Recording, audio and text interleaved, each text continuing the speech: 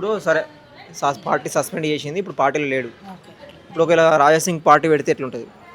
బాగానే ఉంటుందమ్మా, బాగానే ఉంటుంది. రాజాసింగ్ పార్టీ పెడితే బాగానే ఉంటుంది.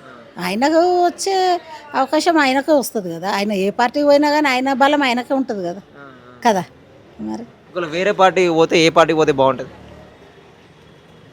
ఇక ఆయన అంతకుముందేమో కాంగ్రెస్లో ఉండే, టీడీపీలో ఉండే, తర్వాత బీజేపీలోకి వచ్చిండు. మరి మళ్ళీ టీడీపీకి పోతాడేమో మరి సార్ కదా. ఓకే.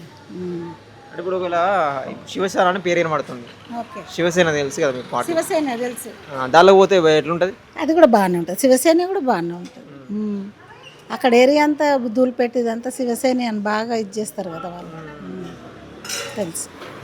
మరి ఇప్పుడు ఒకవేళ బై ఎలక్షన్ వచ్చినాయి అనుకో, మళ్ళీ బై ఎలక్షన్ ఇప్పుడు వాళ్ళు రాజీనామా చేయించినాక ఇప్పుడు ఎమ్మెల్యే మళ్ళీ పోటీ చేస్తారు.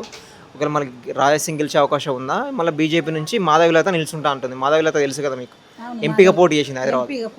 అయితే ఇప్పుడు ఆ మాధవిలత ఇప్పుడు బై ఎలక్షన్ వస్తే ఆమె కూడా పోటీ చేద్దామని చూస్తుంది. మాధవిలత గురించి ఏం చెప్తారు?